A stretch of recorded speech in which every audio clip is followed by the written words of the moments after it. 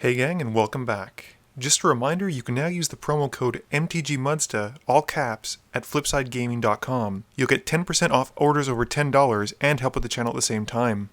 This week finds us back at Family Fun Hobbies in Hamilton, New Jersey. I am playing my Daretti deck, and I keep a hand with 2 mountains, Gilded Lotus, Thought Vessel, Urza's Mine, and Blasphemous Act. Bree is back, and she's playing her Vorel deck and keeps a hand with Forest, Contagion Class, Darksteel Ingot, Island, Thoughtcast, Majoring Network, and Regrowth. Kai is playing his Mishra deck and keeps a hand with Swamp, Priest of Yawgmoth, Fairy Mechanist, Izzet Signet, Great Furnace, Platinum Angel, and Smoldering Marsh. Corey, who's new to the channel and new to EDH, is playing Sean's Rhonas deck and keeps a hand with Freyalise Llanowar's Fury, Pounce, Karametra's Acolyte, Nisa's Pilgrimage, 2 Forests, and Harmonize. I win the die roll, and I start us off. I play a mountain and pass. Bree plays a Majoring Network and passes. Kai plays a tap Smoldering Marsh and passes. Corey plays a Forest. I play a mountain and I cast Thought Vessel. Bree plays a Forest. Kai plays a Swamp and casts Izzet Signet. For Corey's turn, he plays a Forest and passes. I play a Thespian Stage and I cast Daretti, upticking my Walker and discarding Gilded Lotus and Blightsteel Colossus, drawing 2 while Bree puts a counter on her storage lands. I then shuffle the Colossus into my library, and I pass to Bree. Bree plays an Island and casts Vorel. Kai plays a Great Furnace and casts Fairy Mechanist. He has no artifacts to put into his hand, and he passes to Corey. Corey plays a Forest and casts Nisa's Pilgrimage. He grabs a Forest for the field and 1 to his hand. I play an Arcane Lighthouse for my turn, and tap all of my mana and downtick Daretti to sacrifice my Thought Vessel and swap it for the Gilded Lotus. I then tap the Lotus to help pay for Contagion Engine and put a -1/-1 counter on all of Bree's creatures, which at this point is just Vorel. With my 2 remaining mana, I cast Grim Monolith and pass my turn. Bree plays a Forest for a turn and passes. Kai drops an Island and pays 2 to cast Priest of Yawgmoth. He then casts a Talisman of Indulgence and moves to combat, swinging 2 points of damage at Daretti. Corey plays a Forest and casts Karametra's Acolyte. I play an Urza's Mine as my land for turn, and I uptick Daretti but choose not to discard any cards. I pay 7 to cast Karn Liberated, and I uptick Karn to exile a card from Kai's hand. At the end of my turn, Bree puts another counter on her Majoring Network, and then taps Vorel to double the counters on it. Bree casts a Darksteel Ingot in her main phase, and drops an Evolving Wilds. She cracks it as she passes to Kai to find an island. Kai sacrifices his Fairy to his Priest in his main phase, gaining 4 black mana.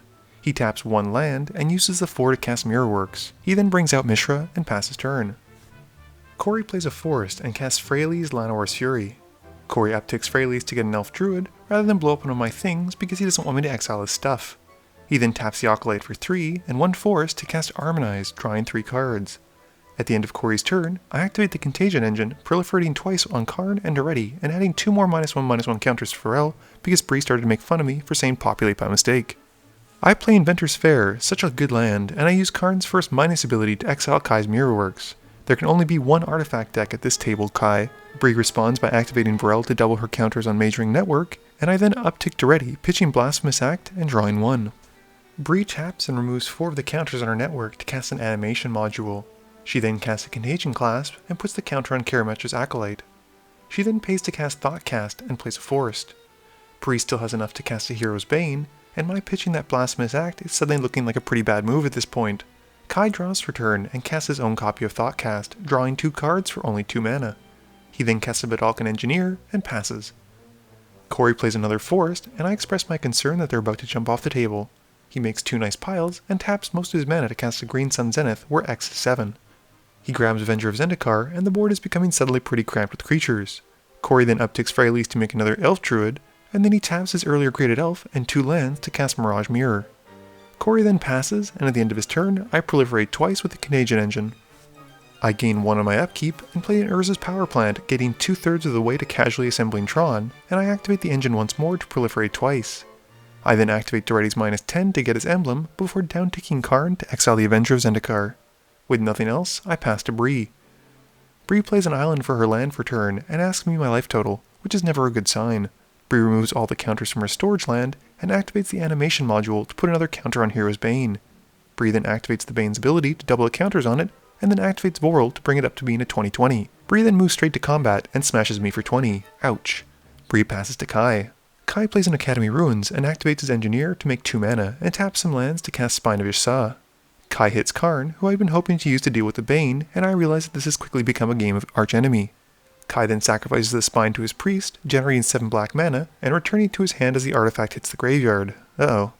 Kai thankfully instead decides to cast Platinum Angel, and moves to combat, swinging Mishra at Freyalise. Corey upticks Freyalise to get another Elf Druid, and plays a Forest. Corey then brings out Sean's best attempt at making Tyler Durden of Magic, Rhonas, and Corey activates his Mirage Mirror to become a copy of the Platinum Angel.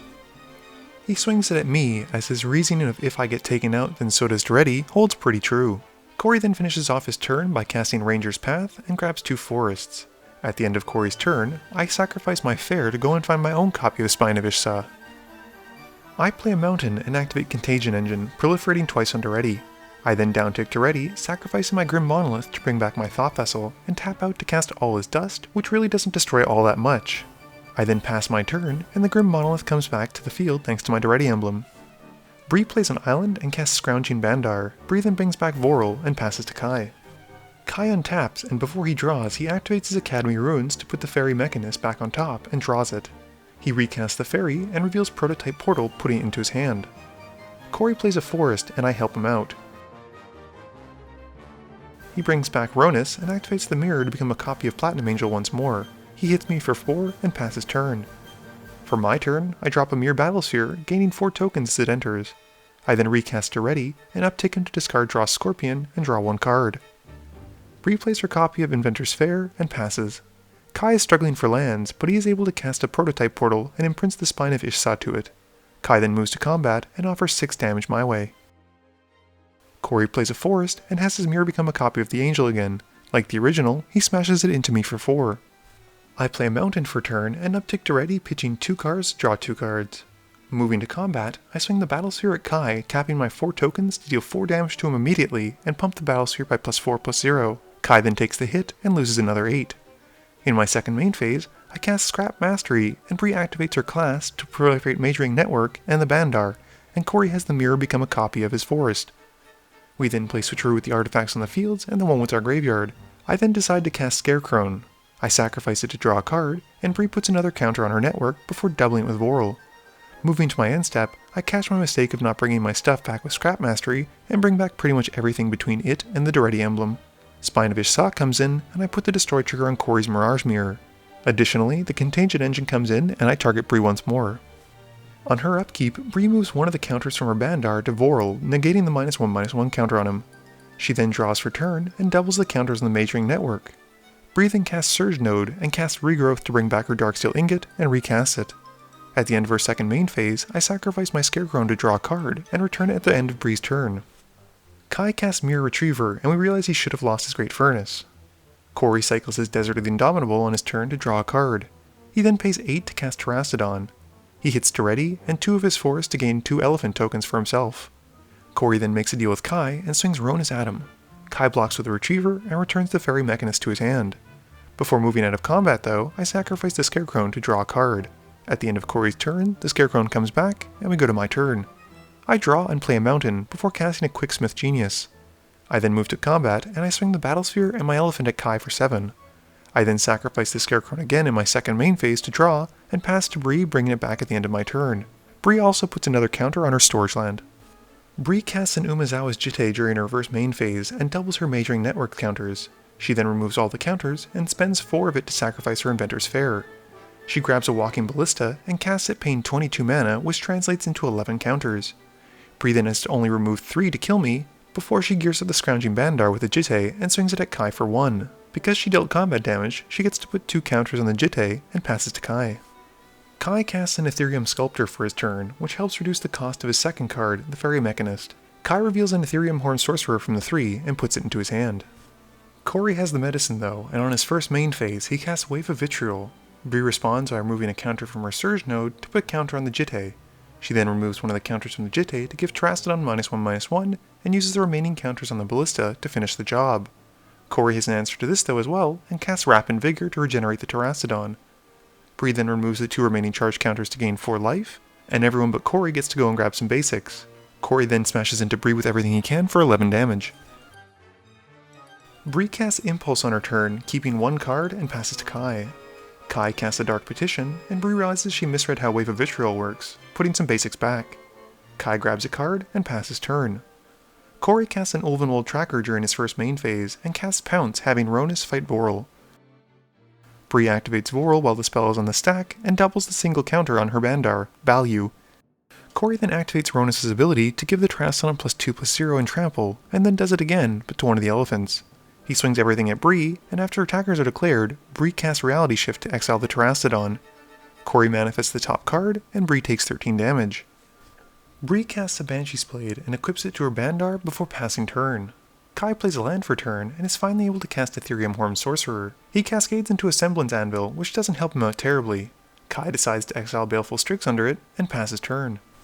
Corey taps his Ulvenwold Tracker during his first main phase to have his elephant fight Bree's Bandar. The elephant easily wins. He then activates Rhonas' ability twice to pump up his elephants, and swings everything at Bree, putting her to 3. Bree untaps and casts Supreme Will to look at the top 4 cards. She keeps 1 and plays a basic. Kai casts Mishra's Bauble for a flavor win, and passes. At the end of Kai's turn, Corey casts Nature's Claim to destroy the Semblance Anvil, and Kai responds by cracking the Bauble. Bree decides to help Kai out though, and dismisses the claim. Kai gets to look at Corey's top card and draws a card. Corey then draws and casts Nissa's Renewal. He gains 7 life and finds 3 basics to put onto the field. Corey then moves to combat and kills Bree and swings Rhonas at Kai. At the end of turn, Kai returns the Sorcerer to his hand. Kai has to only pay 4 to recast the Sorcerer, and he cascades into an Unwinding Clock. On the end of Kai's turn, Corey has Rhonas fight the Sorcerer. With the way clear, Corey swings everything to Kai, pumping as needed to finish him off. Game review time. So in this game I learned a valuable lesson, and that's with Daretti's emblem, just because you have it doesn't mean you're gonna win. It certainly won't hurt you, but it does need some other setup to get there. I did have a pretty sweet draw engine going with the Scarecrow, but unfortunately I drew a bunch of lands and didn't have any way to sacrifice the artifacts that were already on my field beyond Daretti. This, coupled with the fact that I had an emblem from early on, basically made me the archenemy of the game, and I died as a result.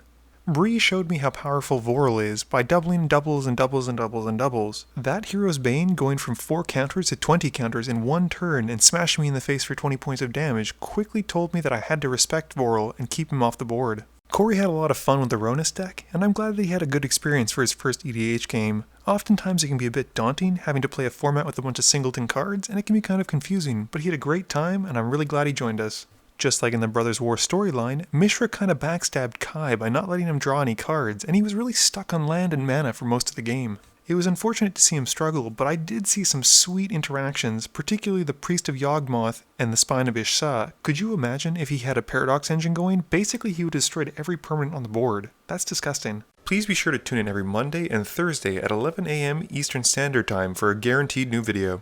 You can also follow me on Twitter at MTGMudsta. You can find me on Facebook at facebook.com/mtgmudsta, and lastly, you can check me out when I stream at twitch.tv/mtgmudsta. This video is brought to you in part by support from my Patreons. If you're looking for a way to help out the channel, please be sure to visit my Patreon link below. Thank you all for watching this video, and don't forget, friends are just opponents you haven't eliminated yet.